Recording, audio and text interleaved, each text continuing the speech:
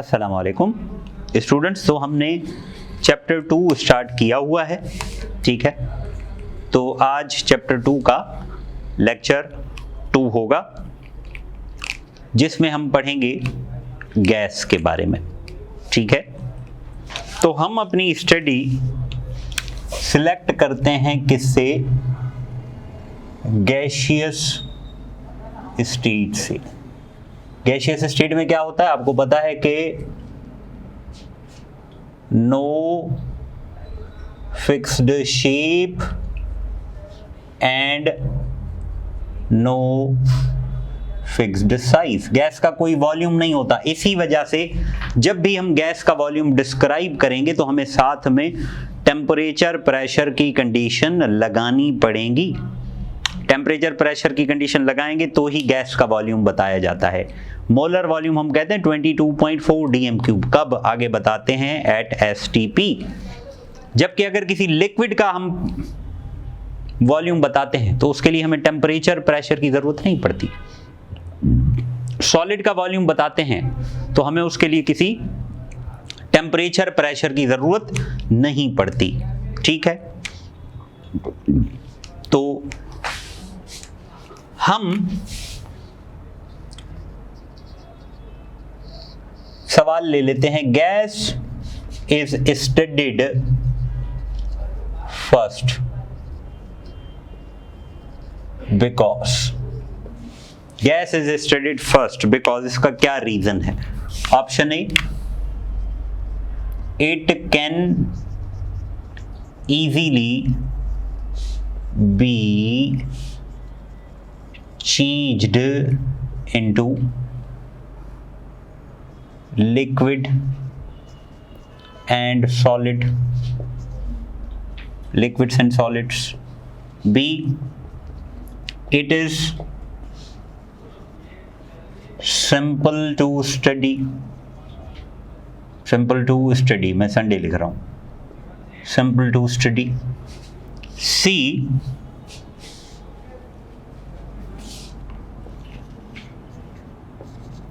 it is the lightest state. D, A and B। हम gas state को पहले पढ़ते हैं। We start our study with the gas. Why? उसका reason ये है कि गैस आसानी से लिक्विड और सॉलिड में कन्वर्ट हो जाती है। इसी वजह से मैंने आपको वहां पर एक पॉइंट लिखा था कि liquid and solids they are collectively known as what? क्या कहते हैं हम इसे? They are collectively known as condensed state, ठीक है। और it is simple to study, simple to study है ये, ठीक है। तो इसका करेक्ट जवाब क्या होगा? Option D, simple to study. और ये आसानी से चेंज हो जाती है किसमें? लिक्विड एंड सॉलिड में, ठीक है। तो हम अपनी स्टार्ट करते हैं गैसियस से। तो हेडिंग हमारी होगी बिहेवियर ऑफ गैसेस। गैसेस की प्रॉपर्टी को स्टडी करके हम डायरेक्टली अप्लाई कर सकते हैं लिक्विड्स पर, सॉलिड्स पर, ठीक है। और KMT के असम्पशंस को बेस बना के हम इन डिफरेंट बिहेवियर्स को एक्सप्लेन कर सकते हैं। नंबर 1 हमारे पास है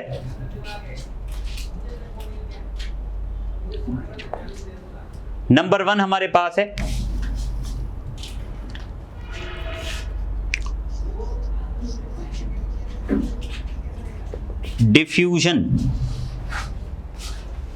नंबर 1 इज डिफ्यूजन, ठीक है।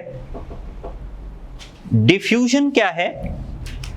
डिफ्यूजन कहते हैं, जैसे एक सिंपल एग्जांपल दें हम कि भाई अगर गैस लीक होना शुरू हो जाए, घर में जो सुई गैस है, ठीक है, वो लीक होना शुरू हो जाती है तो हमें थोड़ी देर के बाद पता चल जाए कि गैस इज बीइंग लीक्ड। हालांकि हमें वो गैस का रंग दिखाई नहीं देता, फिर भी हमें पता चल जाता है तो क्या हुआ इसका मतलब ये हुआ कि गैस वहां से लीक हुई, उसके मॉलिक्यूल्स हवा के मॉलिक्यूल के साथ टकराते टकराते टकराते आके हमारे नाक तक पहुंचे और हमने स्मेल किया तो हमें पता चला कि भाई गैस इज लीक्ड। या सेम केस अगर हम कोई परफ्यूम स्प्रे करते हैं, बॉडी पे लगाते हैं, तो क्या होता है, परफ्यूम लिक्विड है, बॉडी पे या कपड़ों पे लगने के बाद वो उसके मॉलिक्यूल्स एवापोरेट होते हैं, हवा में फैलते हैं। तो हवा में फैलने के बाद वो घूमते घूमते हमारी नाक से आके टकराते हैं और हमें उसकी फ्रेग्रेंस का पता चलता है। तो ये सारा कुछ क्या है, ये सारा कुछ है diffusion. This all is diffusion. तो डिफ्यूजन को हम ये कह सकते हैं कि the spreading of gas molecules, gas molecules का स्प्रेड होना क्या कहलाएगा, डिफ्यूजन। या हम ये भी कह सकते हैं कि it is the intermixing of gas molecules. ये गैस मॉलिक्यूल्स की क्या है, intermixing. It is the intermixing of gas molecules. समझ में आ रही है बात या इसमें कोई कंफ्यूजन है?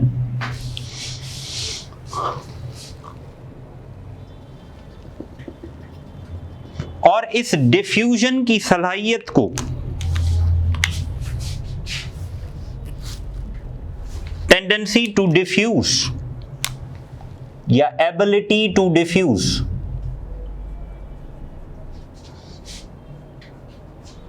is known as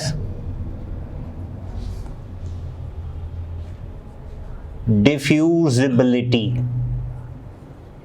Ability to diffuse is known as diffusibility. diffuse करने की सलाहियत का नाम क्या है, diffusibility। ठीक है, अब इस diffusion की explanation हम लिखते हैं in terms of KMT। ठीक है, ये देखें मैं बिल्कुल वैसे ही पढ़ा रहा हूं जैसे यू नो नथिंग। हालांकि एंट्री टेस्ट में थोड़ा पेस पैटर्न तेज होता है, लेकिन वो फिजिकल क्लासेस नहीं है, इस वजह से ये जो रिकॉर्डेड लेक्चर्स हैं, इस वजह से मैंने हर वो चीज बता रहा हूं जो मैं उस बच्चे को बताता हूं जो मैं समझता हूं कि ये डायरेक्ट मैट्रिक से फर्स्ट ईयर में आया है। हालांकि एंट्री टेस्ट में तो हमें एक किस्म का क्विक रिव्यू देना होता है विद टिप्स एंड ट्रिक्स। तो explanation in terms of KMT, इससे पहले हम एक पॉइंट लिखते हैं कि, बल्कि एक सवाल बन जाता है और ये सवाल आया हुआ है, what is the correct increasing order, what is the correct increasing order of diffusion?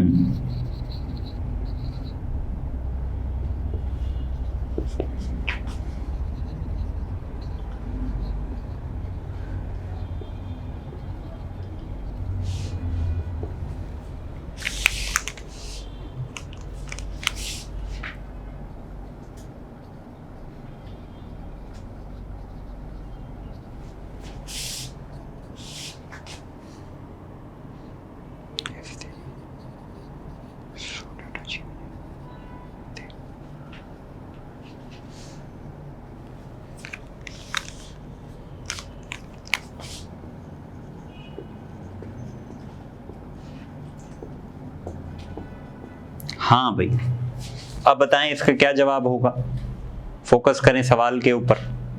What will be the correct option? हाँ जी, तो देखें अब हम आगे चलते हैं कि explanation in terms of KMT. Gas में हमने पढ़ा था कि particles are widely separated, particles एक दूसरे से बहुत ज्यादा सेपरेटेड होते हैं। पार्टिकल्स अगर वाइडली सेपरेटेड होते हैं तो क्या होता है, पार्टिकल्स के बीच में empty space there is no empty space, नहीं, there are large number of empty spaces. Empty spaces क्या होते हैं? बहुत ज्यादा होते हैं। तो बहुत ज्यादा एम्प्टी स्पेसेस की वजह से क्या होता है? Molecules can move freely. अगर एक पार्टिकल इधर है, दूसरा पार्टिकल इधर है, तीसरा पार्टिकल इधर है, चौथा इधर है, पांचवा इधर है, तो क्या है? They can move here and there, ये मूव कर सकते हैं इधर उधर, नहीं? If they can move freely, तो what does it mean? They can intermingle easily. ये intermingle आसानी से कर सकते हैं, इसीलिए कहा जाता है कि gas can diffuse in every situation, gas diffuse कर जाती है। तो डिफ्यूजन की अगर हम एक्सप्लेनेशन लिखें तो क्या लिखेंगे हम ये लिखेंगे कि gas particles are widely separated from one another। Gas particles एक दूसरे से बहुत ज्यादा सेपरेट होते हैं। और वहां पर क्या होता है? And there are large empty spaces, और वहां पर एम्प्टी स्पेसेस क्या होते हैं? बहुत ज्यादा। दिस एम्प्टी स्पेस, या because of this empty space, due to this molecules can move freely. Molecules क्या करते हैं? फ्रीली मूव कर सकते हैं। And this free movement is the cause of diffusion. और ये फ्री मूवमेंट रेस्पॉन्सिबल है किस चीज का? डिफ्यूजन का। समझ में आ रही है बात, या इसमें कोई कंफ्यूजन है? गैस पार्टिकल्स एक दूसरे से बहुत ज्यादा सेपरेट होते हैं, और उनमें सेपरेशन की वजह से लार्ज एम्प्टी स्पेस होता है। एम्प्टी स्पेस की वजह से पार्टिकल्स फ्रीली मूव कर सकते हैं। अगर पार्टिकल्स फ्रीली मूव कर सकते हैं तो क्या होगा? They can diffuse. तो अब आप फैसला करो कि एम्प्टी स्पेस ज्यादा जहां होंगे वहां पे ज्यादा फ्री मूवमेंट होगी, एम्प्टी स्पेस कम होंगे फ्री मूवमेंट कम होगी, एम्प्टी स्पेस बहुत ही कम नेग्लिजिबल तो फ्री मूवमेंट भी नेग्लिजिबल। तो बताएं अब इस सवाल का जवाब क्या होगा? What will be the answer of this question? इस क्वेश्चन का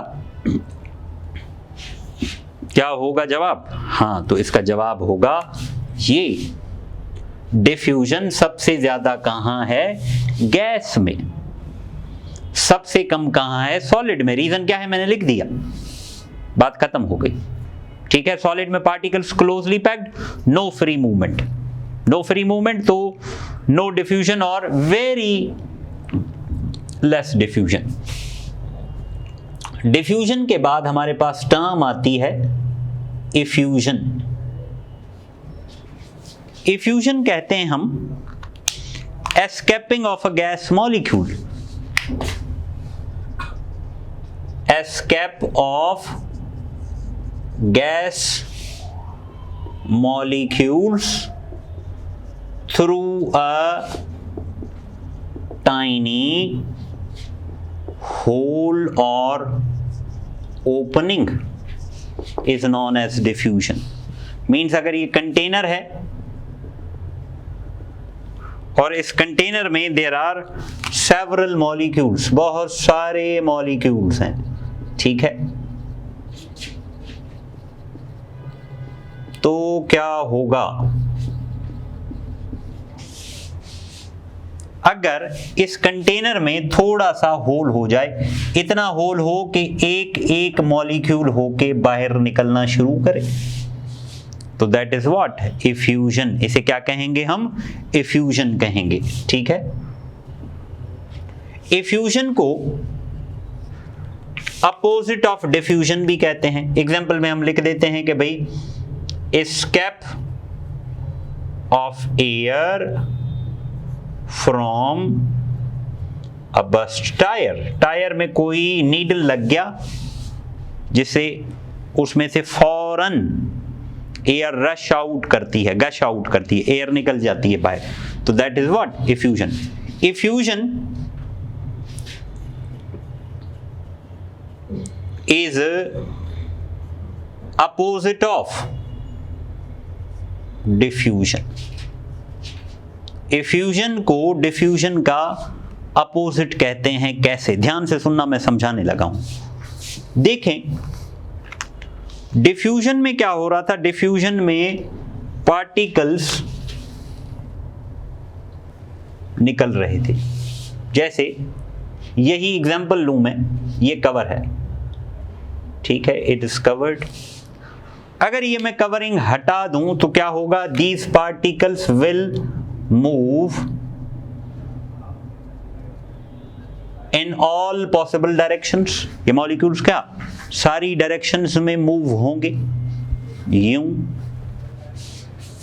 लेकिन यहां पे ये जो पार्टिकल्स हैं, they are strictly bound to move in a single direction. तो यहां पे पार्टिकल्स हर जगह मूव कर रहे हैं, हर डायरेक्शन में उनको मूवमेंट की फ्रीडम है। लेकिन यहां पार्टिकल्स को भाई तुम्हें निकलना है एक ही डायरेक्शन में। क्यों? क्योंकि they are leaving the container one by one, एक एक करके निकलेंगे। तो जब एक एक करके निकलेंगे तो एक ही डायरेक्शन में निकलेंगे। तो इसीलिए अगर मैं कहूं कि diffusion in one direction is effusion. Effusion in all directions is diffusion. ठीक है, समझ में आ रही है बात या नहीं? एक ही डायरेक्शन में निकले तो इफ्यूजन है, सारी डायरेक्शंस में निकले तो डिफ्यूजन है। समझ में आ गई बात? आगे चलते हैं, इसको नोट करें आप।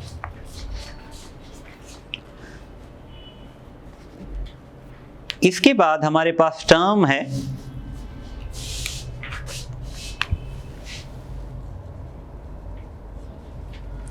कंप्रेशन। कंप्रेशन किसे कहते हैं?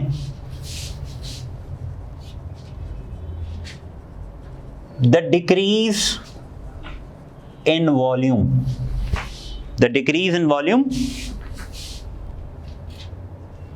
Due to increase in pressure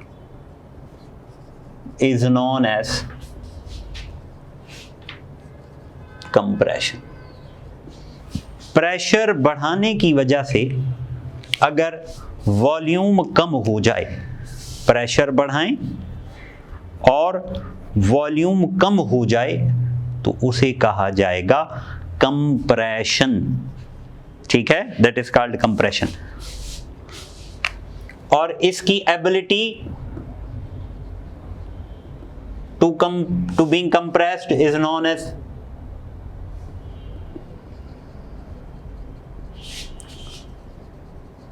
compressibility. Compress होने की सलाहियत को क्या कहा जाएगा? कंप्रेसिबिलिटी। ठीक है, समझ गए बात को। अब हम इसकी एक्सप्लेनेशन लिखें। Explanation in terms of KMT.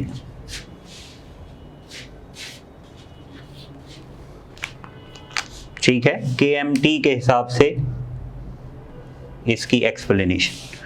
अब KMT क्या कहती है कि gas molecules are widely separated and there are large empty spaces. अगर उन लार्ज एम्प्टी स्पेसेस पे प्रेशर लगेगा तो क्या होगा? मॉलिक्यूल्स एक दूसरे के क्लोज आएंगे। मॉलिक्यूल अगर क्लोज आएंगे तो वॉल्यूम क्या हो जाएगा? Volume is decreased. तो यहां पे अगर हम लिखें कि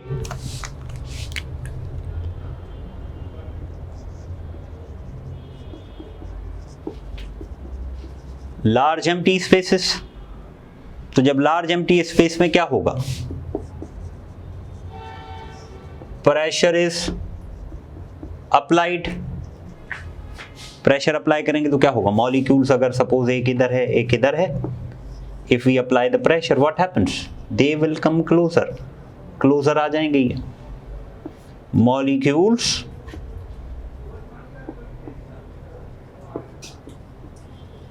कम क्लोजर, मॉलिक्यूल्स क्लोज आ जाएंगे और reduction in size,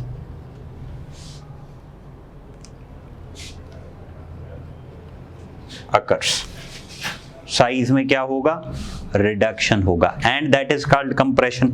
reverse of this compression is expansion, reverse of this compression is expansion.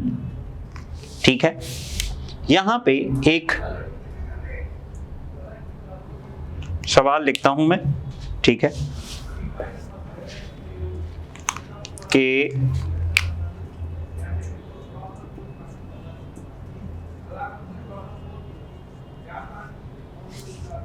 reduction in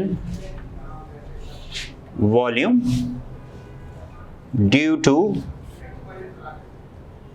decrease in temperature is A, compression, B, contraction, C, both, none of these। ये सवाल बड़ा interesting है, note करें इसका क्या होगा जवाब। हाँ जी, तो इसका जवाब ये होगा कि reduction in volume due to decrease in temperature.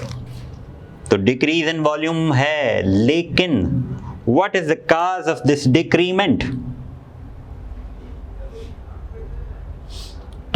Temperature. Temperature की वजह से वॉल्यूम डिक्रीज हो तो उसे कंप्रेशन नहीं बोला करते, उसे क्या बोला करते हैं, that is called contraction. Compression होता है क्यों, पॉइंट नोट कर लो, बड़ा अहम पॉइंट है, इंक्रीज इन प्रेशर। ठीक है, समझ गए बात को, या इसमें कोई कंफ्यूजन है, नोट करें इसको तो हम आगे बढ़ें।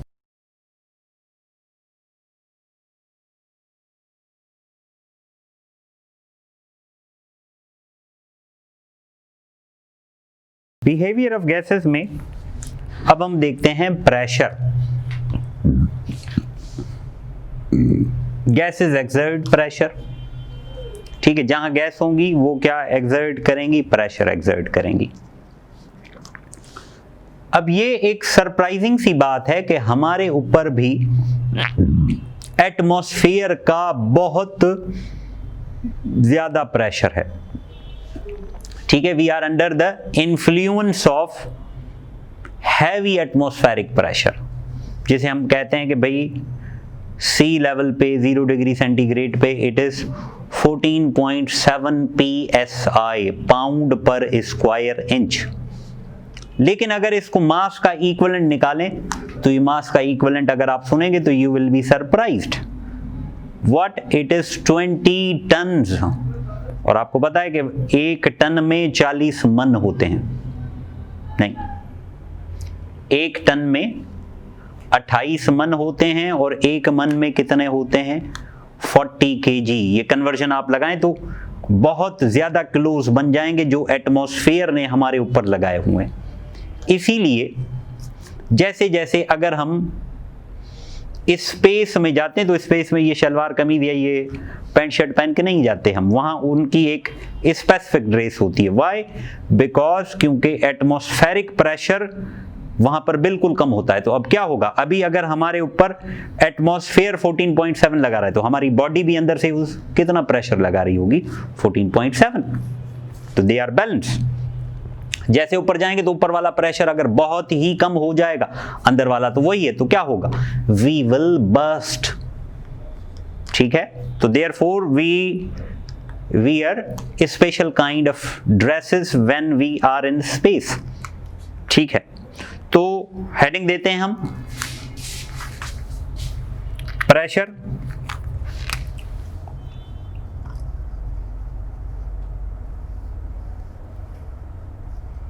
Gases exert pressure, gases pressure exert करती हैं, ठीक है, और हमारे ऊपर भी there is a pressure of 14.7 psi pound per square inch on our body at sea level at 0 degree C,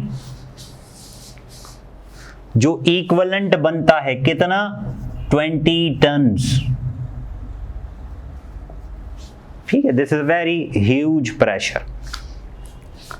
अब एयर गेज, जो गेज माना नापने वाला, ठीक है, तो एयर गेज को हम यूज करते हैं हवा को नापने के लिए।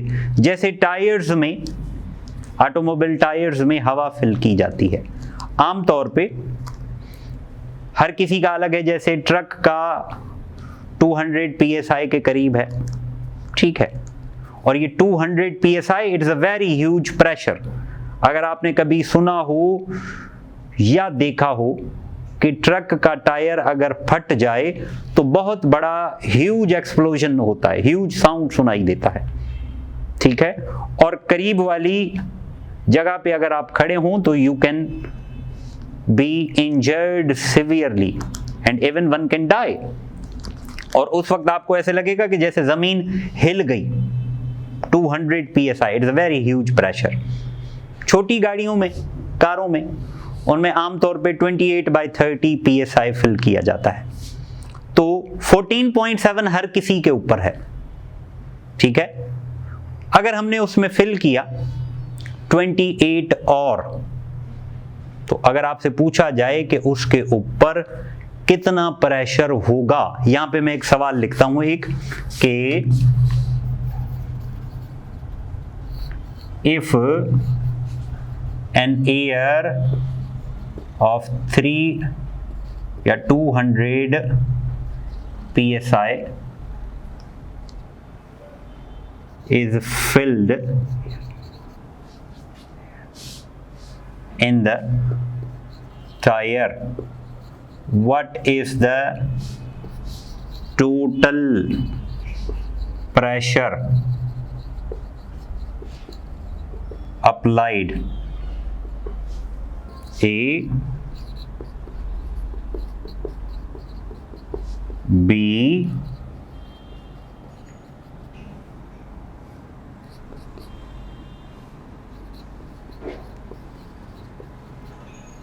हाँ भाई क्या होगा, ये मैंने आपको बता दिया था। आमतौर पे कितना होता है 14.7, 200 हमने फिल किया, तो 200 प्लस 14.7, तो 214, ठीक है। 14.7 तो हर किसी पे है ना, हमने फिल किया और, तो टोटल वो दोनों को मिला के लिखा जाएगा। अब ये होगी प्रेशर के बारे में कुछ जनरल डिस्कशंस। अब हम देखते हैं कि गैस को अगर किसी कंटेनर में फिल किया जाए तो क्या होगा, गैस के मॉलिक्यूल्स जाके टकराएंगे कहां, कंटेनर के वॉल के साथ, ठीक है। तो प्रेशर क्यों होगा, due to collision of gas molecules with the walls of container. Container की वॉल के साथ टकराएंगे तो क्या पैदा करेंगे, प्रेशर, ठीक है। अगर ये मॉलिक्यूल यहां टकराया है, हम इस सरफेस को यहां से जूम करके देखते हैं, तो ये सरफेस है ये, और पार्टिकल्स ने यहां जाके फोर्स लगाई, एंड दिस इज एरिया। तो किसी एरिया पे जो फोर्स लगती है उसे कहा जाता है प्रेशर। तो इसकी डेफिनेशन क्या बनेगी, force per unit area is known as pressure. तो mathematically P is equal to F upon A, force per unit area. यहां से हमें प्रेशर का फार्मूला भी पता चल गया, pressure is equal to F upon A। अब प्रेशर के यूनिट्स, फोर्स का यूनिट क्या है? न्यूटन, तो इसका यूनिट क्या होगा? न्यूटन पर मीटर स्क्वायर, और ये न्यूटन पर मीटर स्क्वायर पास्कल, ये क्या है? SI यूनिट्स हैं, ठीक है, दीज आर SI यूनिट्स। इसके अलावा अगर हम डायमेंशन रखें, फोर्स की डायमेंशन क्या है? न्यूटन, न्यूटन किसके बराबर है? किलोग्राम मीटर पर सेकंड स्क्वायर, इसी के बराबर है। और एरिया मीटर स्क्वायर के, तो देखो मीटर से मीटर स्क्वायर गया तो क्या आ गया? आ गया किलोग्राम पर मीटर सेकंड स्क्वायर, तो ये भी यूनिट है। तो अदर यूनिट्स, दूसरे यूनिट्स भी हो सकते हैं।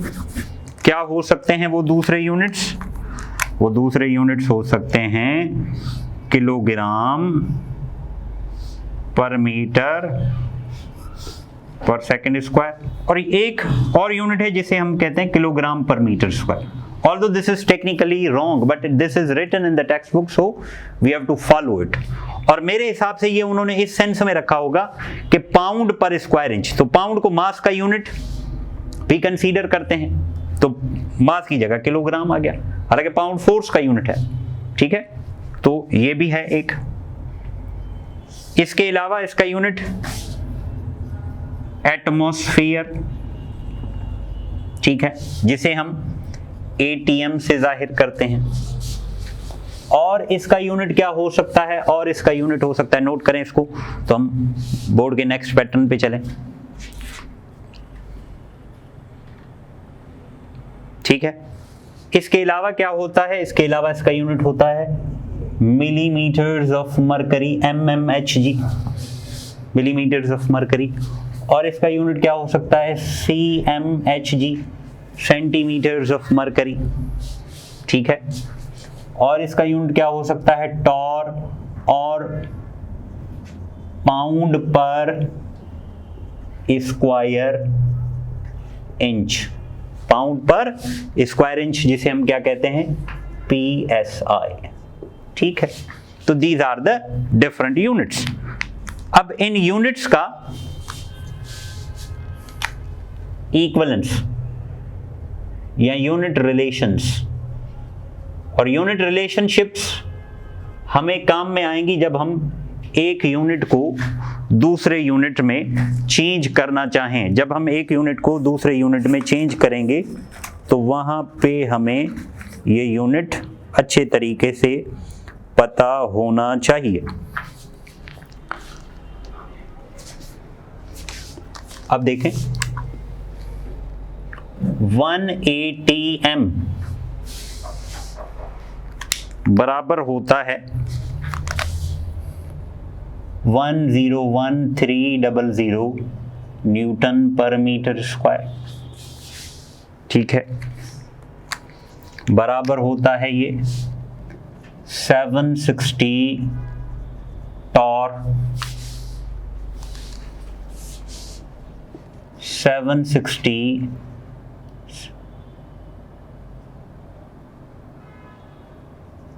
Millimetres of mercury. बराबर होता है ये 76 सेंटीमीटर्स ऑफ मरकरी। ये बराबर होता है 14.7 PSI, ठीक है। तो these are the different unit relationships.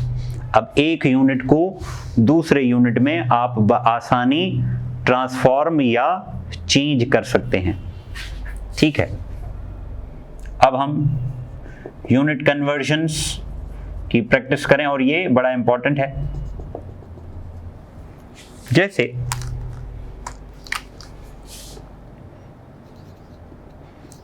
Convert 2 ATM into centimetres of mercury.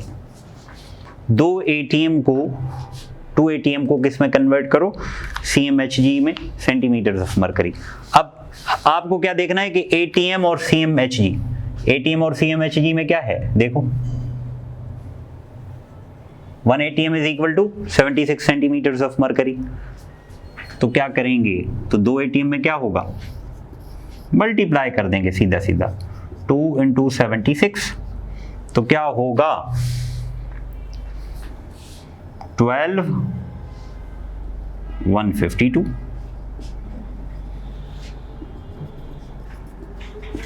Answer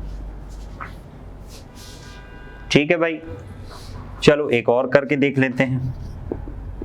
convert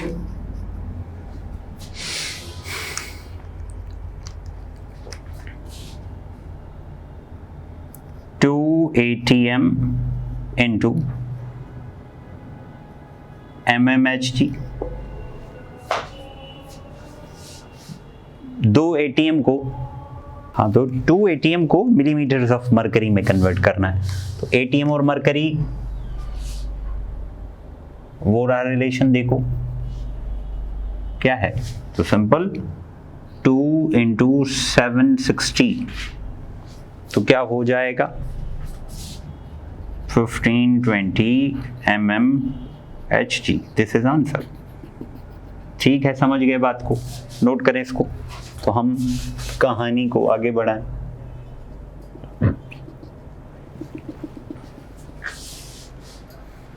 अब हम 2 MCQs कर लेते हैं इसके। The 3.5 ATM is equal to dash torr A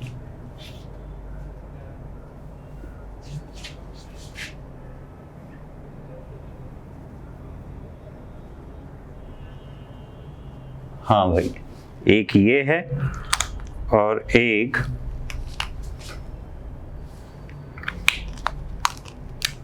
ये लिख लेते हैं हम।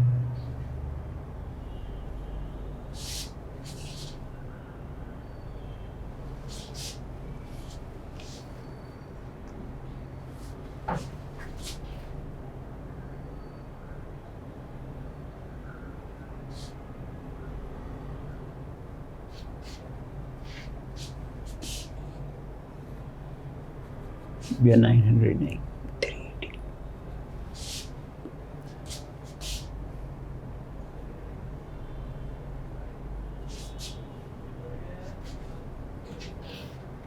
हाँ जी, बताएं इसका क्या जवाब होगा।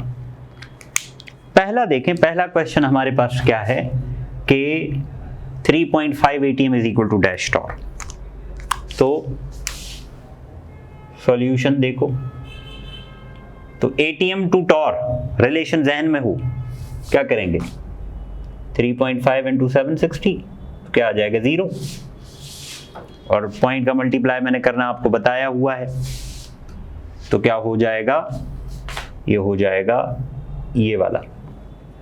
ठीक है, कैलकुलेशन करके देखना। 380 torr is equal to dash ATM। अब देखो टॉर है, टॉर को किस में कन्वर्ट करना है हमें, टॉर को कन्वर्ट करना है ATM में।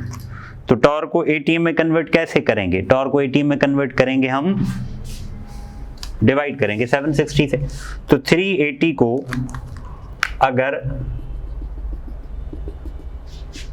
760 से डिवाइड किया जाए तो 0 से 0 गया, तो 1/2 मीन्स 0.5। तो क्या जवाब होगा ये। ठीक है, समझ में आ गई बात, या इसमें कोई कंफ्यूजन है, नोट करें इसको, तो हम फिर आगे बढ़ें।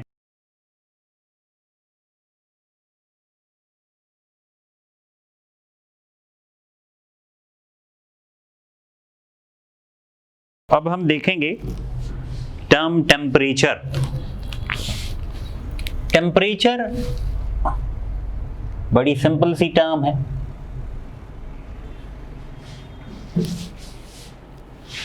टेम्परेचर किसे कहते हैं,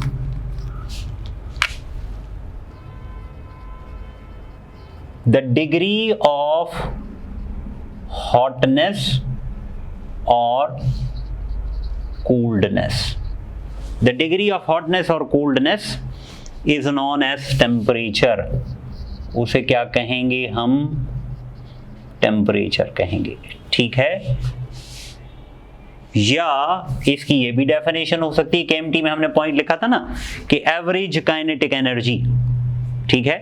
तो the average KE of the molecules is known as temperature. Average KE को भी क्या कहेंगे हम? टेम्परेचर। अब देखें, अगर हमारे पास ये बॉडी A है, ये बॉडी B है, ठीक है। अगर आपसे पूछें कि भाई कहां से हीट कहां जाएगी, तो आप बता सकते हो कि A से B में जाएगी या B से A में? आप नहीं बता सकते। लेकिन अगर मैं लिख दूं यहां पे 200 डिग्री सेंटीग्रेड, यहां पे लिख दूं 150 डिग्री सेंटीग्रेड, तो अब आप कहोगे कि हीट फ्लो होगी A to B। तो ये जो क्वांटिटी है जिसने आपको हीट के फ्लो का डायरेक्शन बताया, उस क्वांटिटी को भी क्या कहा जाता है? टेम्परेचर। तो हम कह सकते हैं कि इट determines क्या? The direction of, it determines the direction of flow of heat. ये डायरेक्शन, हीट के फ्लो का डायरेक्शन डिटरमिन करता है कौन? टेम्परेचर। अगर ये टेम्परेचर नहीं होता तो हम नहीं बता सकते कि हीट कहां से कहां फ्लो होगी, ठीक है। नोट करें। तो हम फिर आगे चलें। अब इसके जो यूनिट्स हैं, यूनिट्स ऑफ टेम्परेचर। अब टेम्परेचर का जो SI यूनिट है वो क्या है? इस केल्विन। इसके अलावा इसके जो दूसरे यूनिट्स हैं, वो दूसरे यूनिट्स क्या हैं? Other units are centigrade and Fahrenheit. अब देखें, टेम्परेचर को अगर केल्विन में कन्वर्ट करना हो तो टेम्परेचर ऑफ सेंटीग्रेड प्लस 273। एक दो इसके ऊपर एमसीक्यूज कर लेते हैं कि the 10 degree C is equal to dash Kelvin.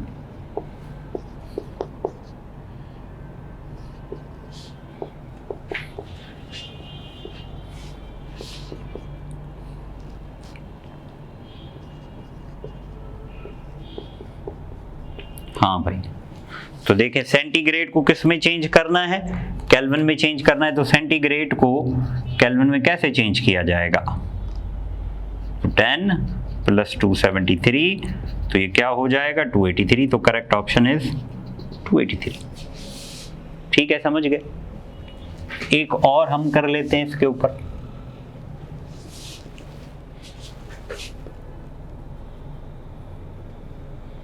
(27 degree C is equal to dash Kelvin. 27 degree C is equal to dash Kelvin.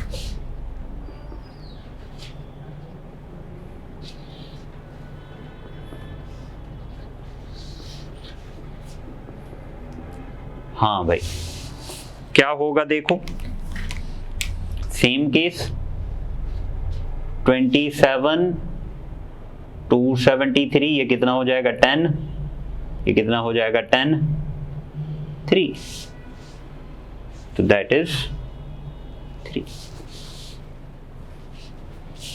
और लास्ट सवाल इससे रिलेटेड कि the 600 Kelvin is equal to dash centigrade.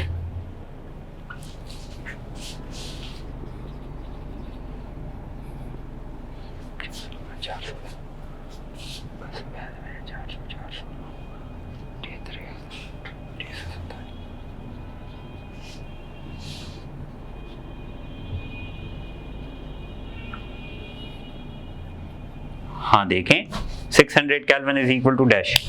अब देखें हमारे पास kelvin है और उस केल्विन को कन्वर्ट करना है सेंटीग्रेड में। देखें फार्मूला क्या था हमारे पास, फार्मूला था ये। हमें क्या कैलकुलेट करना है, अब सेंटीग्रेड कैलकुलेट करना है, ठीक है। तो क्या होगा देखो, ये 273 यहाँ क्या हो रहा है प्लस, दूसरी जगह क्या हो जाएगा माइनस, तो means Tk minus 273 is equal to Tc। तो क्या करेंगे हम, यस माइनस करेंगे चीजों को, तो चीजों को माइनस करेंगे तो क्या होगा 600 273, 10 में से गया 7, 9 में से 7 गया 2 और यहाँ 5 में से 2 गया 3, तो 327। This is the correct option. समझ गए? This is how you can convert different temperatures and different pressures, ठीक है। इसके बाद हमारे पास आते हैं गैस लॉस। अब देखें गैस को समझने के लिए 4 पैरामीटर्स की जरूरत होती है हमें, ठीक है। कौन से? Pressure, temperature, volume, number of moles. तो जो कवानीन इन चारों के बीच में रिलेशनशिप दिखाएं तो उन कवानीन को कहा जाता है गैस लॉस, ठीक है। तो definition, laws showing relation among pressure, temperature, volume and number of moles, ठीक है। तो उन लॉस को क्या कहा जाएगा, gas laws. Further more, rates of diffusion of gases की स्टडी भी गैस लॉस की डोमेन में आएगी। हर कानून में 2 चीजें हमें जनरली फिक्स रखनी पड़ती हैं, 2 चीजें हमें चेंज करनी पड़ती हैं। तो यहां देखो क्या आ गया, pressure, temperature, volume, number of moles, तो दैट इज PTVN। तो PTVN का मतलब क्या होगा, पाकिस्तान टेलीविजन नेटवर्क नहीं, PTV का मतलब PTVN pressure, temperature, volume and number of moles. जैसे हमारे पास बॉयल्स लॉ है, तो बॉयल्स लॉ हमें रिलेशन दिखाता है किसके दरमियान, बॉयल्स लॉ हमें रिलेशन दिखाता है वॉल्यूम और प्रेशर के दरमियान, ठीक है। चार्ल्स लॉ है हमारे पास,